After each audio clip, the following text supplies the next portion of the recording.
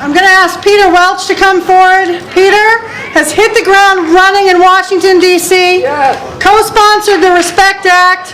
He's been on board for every labor and working family issue, including health care reform. He's a steadfast and true friend of the foot trowel nurses and of labor. Peter Welch.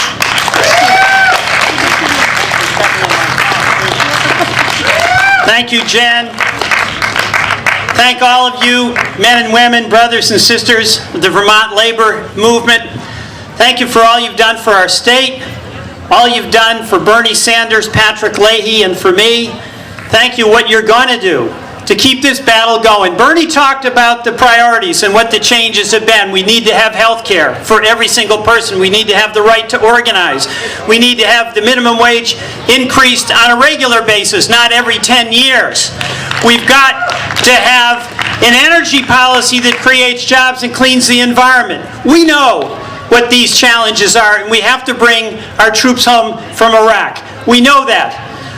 What we also know is that the decision that the people of this state and the people of this country made in November of last year was a vote for change in priorities, to stand up for average working people, to respect labor, as we do here on Labor Day, to bring our troops home from Iraq. And some people, including me, are getting discouraged that it's not happening fast enough, because we've got a president who is stubborn and is willing to drive off the cliff and take everybody with him.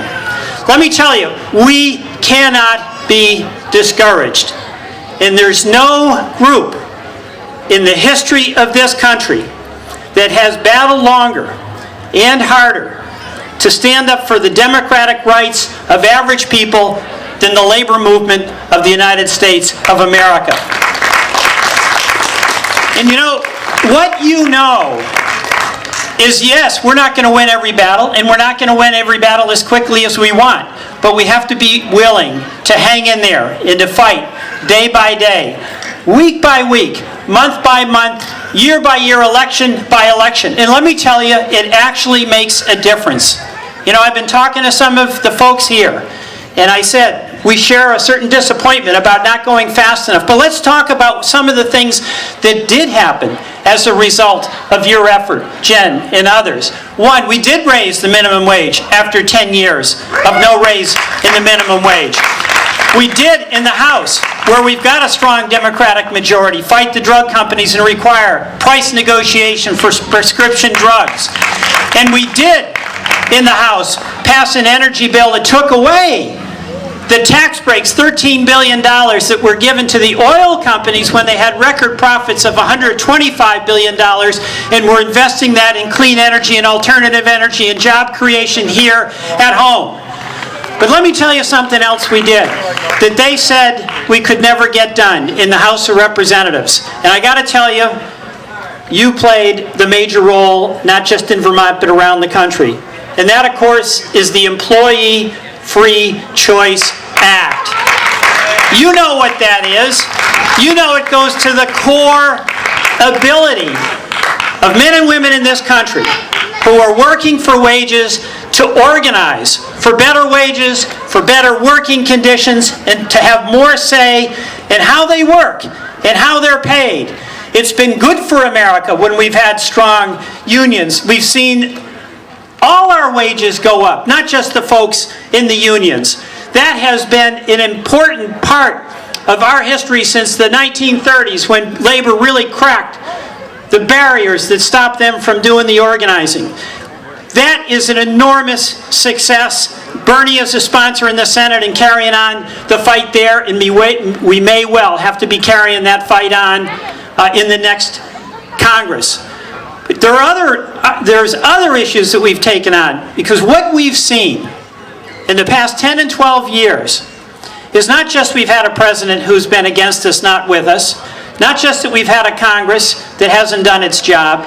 What we've seen in the judiciary, in the executive, and even in Congress is the erosion of rights of the working men and women of this country. And we have to reconstruct it. The courts. Anybody know about the Lilly Ledbetter decision? where a woman who was working for 19 years, and when she started was getting the same pay as the man standing next to her, 19 years later was making $15,000 less for doing the identical work. And you know what? She brought a suit. And she won. A jury gave her back pay. It's the right thing to do. It went to the United States Supreme Court. They reversed it by a 5-4 decision because they said Mrs. Ledbetter should have sued 15 years ago, even though she had no idea that she was starting to get ripped off. And that United States Supreme Court decision by a 5-4 vote reversed the law of this land about when you can bring a claim, which is when you find out about it. The NLRB, we met with the Labor Advisory Board, and I hear case after case after case where the NLRB will issue an order and it's not enforced even though it's in favor of labor. So what I say to you, my friends, is this. Let's keep it up, because we are making progress and Americans are seeing that workers are on their side and our future is working together to expand the rights that all of us have, and we've got to exercise them. Thank you so much for letting me be part of this Labor Day celebration.